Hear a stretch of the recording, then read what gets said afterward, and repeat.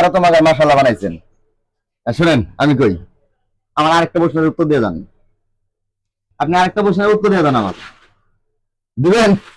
ভুলভাল না হইলে ভুলভাল না, সত্যই। ঠিক আছে। আচ্ছা, অন্ধকার ঘরে বাদর নাচে, কেউ খারাপ মাইন্ডে নেবেন না, আপনারা নেবেন না, ঠিক আছে?